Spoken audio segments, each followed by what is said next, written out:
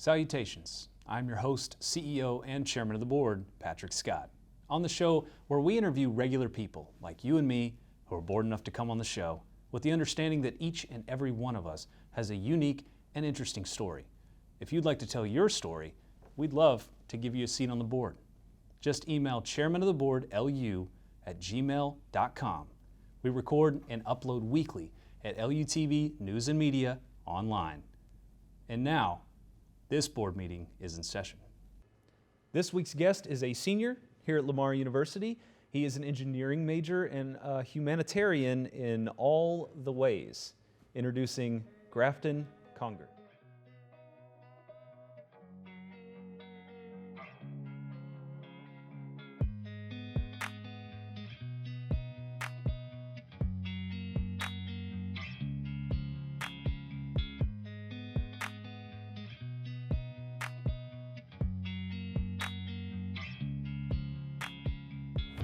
Welcome to the show. Hello, how are you? I'm doing good, man. Thanks for coming on. Thank you for having me. Well, so we originally met when you came by the studio on a whim. I think you had heard a rumor that we would, kind of help people out with different projects and stuff, Yes. which wasn't far from the truth. We help all sorts of people get their projects done, but you had a haunted house that you were putting on and trying to promote, and you wanted to make a promo video, right? Yes, so we were trying to make a whole trailer for the haunted house for people to watch before they go through, to kind of set the tone for the haunted house that they're about to go through. And we thought one of the coolest things would be to actually have news reporters go and say, hey, this is what you're about to go through, and make it kind of feel more real before they went through it. Yeah, so I did the little promo for you, and the more I got to know you, I was like, okay, this guy's got some depth. There's some things going on behind the scenes that you will hopefully talk about today, and specifically Engineering Without Borders, or Engineers Without Borders, EWB, and some of the humanitarian groups you're a part of. So let's rewind a little bit. Tell me about your roots. Where are you from? So I'm actually from Lumberton, Texas, so that's not too far from here. It's like 30 minutes down the road, so I can go home on the weekends if I want to. I got to go to Lumberton High School, and they actually had an engineering program there that kind of fostered my roots for engineering. It started my sophomore year of high school, and they had 3 different engineering courses that I got to take actually throughout it, and my physics teacher and calculus teacher, they're the same person, was also one of the engineering teachers, so I had them for a lot of my classes throughout high school, and they really fostered engineering with us and showed us hey, if you do this, these are the opportunities that you have come up, and these are the type of projects you could be seeing and the type of math that you'll be doing. And by seeing those experiences, you attribute your passion for engineering to your teachers, maybe? Yes, it's they kind of ignited that. Yes, that definitely helped, because I've always enjoyed figuring out how things work and how to build different things. And when I got to high school and had those engineering classes to show me these are the calculations behind what you're doing, it was really interesting to me, and I really enjoyed the projects that I got to work on throughout high school. And that's how I ended up coming here, because it was close to Lamar, so we actually get to do tours of Lamar while I was in high school and go through the physics department, did a physics magic show for us. A physics magic show? Yes, which was really cool. Okay. Tell me a little bit about that. What's physics magic? So they actually had one of the cool experiences they did. They had a bed of nails in the physics department, and the teacher would actually get on the bed of nails and put a cinder block on his chest, and they would grab a sledgehammer and hit the cinder block, and nothing would happen to him. Because it's displaced across all the nails. It's not one concentrated point. So I don't know if you've seen that trick before, but it was really we were freaked out the first time we saw it. So we actually have a bed of nails here today. Are you willing to give us? No, I don't know about that one. But okay, I'm gonna leave it to him. Maybe we could get an engineering magician to come on the show. That would be great. That would be really cool. No, so you were also part of the Honor Society in high school, right? Yes. So tell me about the Honor Society. What do they do? So in high school, we got to go do a bunch of volunteer groups. We volunteered to help run the Special Olympics in high school and do different field trips. One of the trips I got to go to, it was actually in middle school, was when I first started. And we got to go to a Rockets game and see how the leadership for the Rockets team worked behind the scenes for the whole Rockets game, and got to go to the Rockets game itself too, which was a really cool experience. And it kind of carried into high school, where we got to go do beach cleanups and just different volunteer events in the community, which I thought was a really cool experience. Right on. And you eventually started leading these events, or how'd you? So you were president of Engineers Without Borders. Yes. Last year. You've since passed the torch, but were you a leader in Honor Society as well? Has that always been sort of a trait of yours?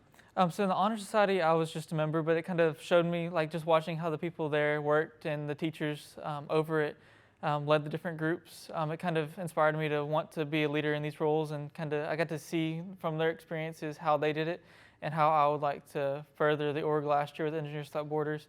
I got to team up with LU Women in STEM last year with Engineers Without Borders as well to go. I talked to the president of LU Women in STEM so we could go work on the Shorkey Center for kids with cerebral palsy and build them a walkway for their playground, because the first thing kids do whenever for recess is go straight for the playground. And whenever it rains outside, it's all muddy outside. So they would go and get all muddy and they'd come back. So the Shorkey Center asked us to make a walkway for them so that way their kids wouldn't get covered in mud. What about a giant super soaker where you just spray them down? Well, we didn't recommend that one to them. I don't know if the parents would have been too happy. But maybe bring it up. You know, just tell them Patrick came up with the super soaker idea. That's all. I'll have to let them know. Okay. If the walkway's not working anymore. Okay, so coming into college from high school, you started here at Lamar, right? Right. The whole time. Yes. And when you came onto campus, what was kind of your thought process? I know you said you initially were involved with Honor Society on campus here. Yes. Was that something that someone brought you into, or you had to seek that out and find that and get involved? So actually, when I was in high school, I heard the Honor Society had a few benefits to it. Like you get to stay in the Honors College dorms, as well as you get early registration, and you will be in like the top of the class. Like you'll have a little bit of harder classes, but it'll be around students that are also really wanting to learn and succeed in college. So I thought it'd be a really cool experience to start off with. And I'm still also part of the Honors College. I'm working on getting my last few credits for the Honors College to the upper level senior classes with like senior design and that kind of thing. And that looks good on a resume, I can imagine. Yes, it's okay. Just being able to have those extra classes as well. Because if we take extra honor seminars for like fun topics, like I did mathematics at play, where we had to learn a bunch of like card tricks, which was really cool. Because there's a math behind every card trick, and it's a really cool thing just to see how it worked. And so there's definitely some benefits to the Honors College, and that's where I made a lot of the friends that I've met throughout Lamar as well, as through the Honors College at the beginning, and my study groups as well. You've got me excited for physics magic. I don't know, man. I want to see some more magic, or I want to see some. Okay, so engineering specifically. How did you feel about diving into, you seem very excited about engineering. Just the way you talk about it, you could tell you're very passionate. Was that intimidating for you at all, or you were just head first into it? It was a little intimidating at first, just going into college, because like in high school, a lot of times everybody's saying, yeah, once you get to college, your professors aren't going to help you at all. They're not going to answer any questions. You're going to be on your own. Your class sizes are going to be huge. Is that your experience? That has not been my experience at all at Lamar. The class sizes are 30 to 60 people. You get to know all your professors. Normally by the end of the semester, they know you by name, and you'll have them multiple times throughout your time here, and you get to stay with the same group like you've been studying with the entire time as well. So it's been a really cool experience. The professors are willing to help you. They'll set office hours, and even if it's not during their office hours, they're willing to help you. You can just go knock on their door. It's nothing like what people throughout high school were saying. So I've really enjoyed it. It kind of took the intimidation away, especially with like the impact you can make with engineering. Just knowing the goal, like of what you can do with the engineering degree when you finish it. What can you do? You can, like everything that you see around you. Magic. Has some kind of engineering behind it. And just knowing that I can have an impact on the things around me as well as in the community, like engineering is through buildings or planes or like even in shopping carts. Actually, my freshman year of high school or sophomore year of high school, for that first engineering class that I took, we watched a video over a company in California, and they actually had a bunch of industries in the area come to them, and one of them was a shopping industry, and they wanted to make self-checkout faster so that they would actually check out as you put stuff in the buggy. So they had to redesign an entire shopping cart to make self-checkout faster, and they got to do it over like 2 weeks, got a whole engineering team together. That's really what I'm wanting to do, is be able to do impacts in the community like that. So mainly problem solving. Exactly. That's engineering is problem solving, yes. You would say? Okay. Self-checkout, how do you feel about that? I thought that'd be pretty cool. Like self-checkout? Well, it was like a self-checkout as you put stuff in the buggy. So as you take it, you scan it as it goes in, and it weighs it. So I thought that'd be really cool. I thought it was a cool project to work on. That sounds like an expensive investment for a grocery store, but pretty neat. Yes. Okay, so an engineering degree is pretty huge, but at the same time, I know you can make a lot of money. There's a lot of money in engineering, but you also do a lot of humanitarian work, and you've talked about Engineers Without Borders. Let's kind of dive into that just a little bit. Okay. So mission work, any kind of community work, stuff like that y'all do? Yeah, so actually we have the community garden on campus that we have a few garden beds at. We haven't got to plant too much this year because it's hard to kind of plant stuff in the fall and have it grown by Christmas break because everybody leaves for Christmas break and nobody takes care of it at that point. But in the spring we're definitely planning on trying to get some more plants going. We have a lemon tree out there right now that we donated to the garden last year. So we're going to try to keep that going and see if we can get it big enough to thrive on its own. So that way anybody can just go out there and get lemons if they wanted to. That's awesome. And then we also built benches for the community garden. It started my freshman year of college. That's when I first started getting into Engineers Without Borders. It was that second semester though, when I first started getting involved, and I was going to be the project lead for building the benches out there. Okay. Just so people could go out there and enjoy sitting in the garden and have somewhere to sit. And COVID hit, so then that project kind of got put on hold for a little while. So whenever campus came back the following year, I got a group of friends from Engineers Without Borders, just whoever I could find that was left. That was wanting to actually get back out and do like a few projects. I wasn't necessarily completely with Engineers Without Borders there. We were just trying to get together and finish the project that we started, just with whoever was willing to come and put the benches together. I tried to make sure everybody did it safely and learned how to use the tools, especially with COVID happening at the same time. I had to make sure everybody had their mask and everything like that to stay safe. And Dang, that's Grafton, a really cool experience. you're the hard charger, man. You going forward, pulling people together, getting projects done. I'm excited to see where life's going to take you. Yes. That's going to be cool to see you embed yourself in a community and just improve it. That sounds like you're going to be a valuable member anywhere you go. I hope so. Let's talk about the haunted house a little bit. So it had a huge success, right? Yes. I think you said over 400 people Yes, showed it was up? a huge success. And 60 volunteers. That's a lot of Yes. people and you pulled all those people together? It was a group effort. So we teamed You up would with. say that. Yes, Yeah. it was Okay. with Engineers Without Borders, American Society of Mechanical Engineers, as well as American Society of Civil Engineers. And then towards the end of it, Cardinal Activities Board also got involved and reached out to me and said, "Hey, is there any way we can help with this? We don't want to compete with y'all's haunted house or anything. We're going to try to make it as big as possible," which was really exciting to hear. Because last year when I started it with a group of friends, we wanted it to be a tradition at Lamar and turn it into eventually a whole festival, like a whole Halloween festival around engineering traditions, just because there's not too many traditions at Lamar just yet, and we're trying to start adding those. And because last year we had a little over 40 volunteers and only, I think, around 360 people came through. To see the numbers this year with over 60 volunteers and over 450 people go through, it was a crazy experience. And just And this seeing was at it the grow. engineering building, right? This is Yes. the whole bottom floor that Yes, y'all it was about decked out. Yeah, exactly. It was a roughly like 10-minute haunted house because there's a 3-minute trailer that we put, which you were a part of this year, was which fun. really worked. People didn't even make it through the trailer for some of it. It was really funny. And No way. Okay. yeah, exactly. It was really funny to watch. They'd get up and walk out because the trailer was too scary for them. And That's cool. I didn't know that. yeah, it was a lot of fun. And then just getting the whole group of friends together. It wasn't just me putting it together. We had a whole bunch of people going, putting out flyers.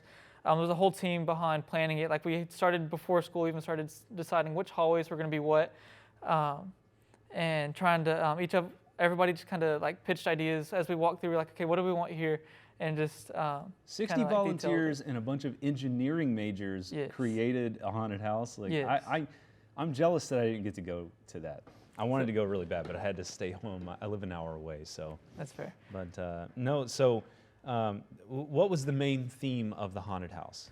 So last year we did it almost like a Saw theme.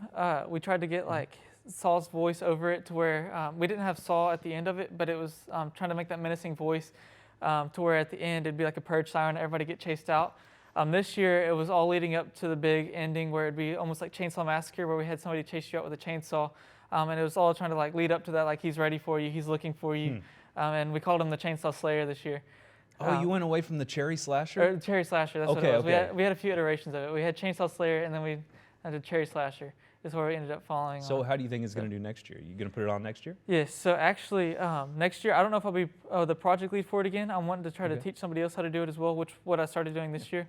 But we'll see because it's a lot of fun to be a part of and try to like pull together. So we'll see how much time I have next year because that'll be my Okay. last semester. Where's that going to be? Do people have to sign up? You just do a little plug-in for it. So it'll still be in the Cherry Engineering building. It'll be around Halloween, either October 23rd again or whatever weekend it falls on. Okay. And we'll see what breaks fall around there as well, because this year we had fall breaks. That's why it wasn't on Halloween weekend this year.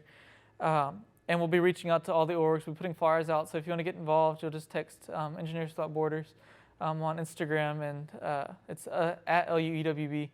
Okay. And at LUEWB. Exactly. Okay. And, on Instagram. Yes. And they'll, if you just reach out and say, hey, I'd like to be part of it, that'd be great.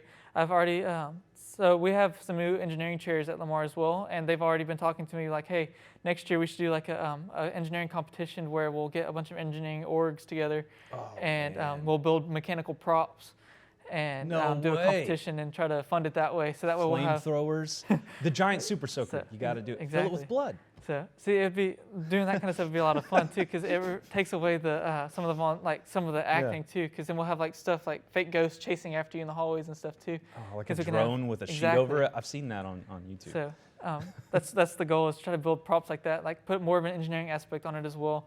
But the haunted house is open for volunteers. Like if you're a theater major, art major, like it's trying to just combine as many people together as possible and just bring it together and host it at the engineering building.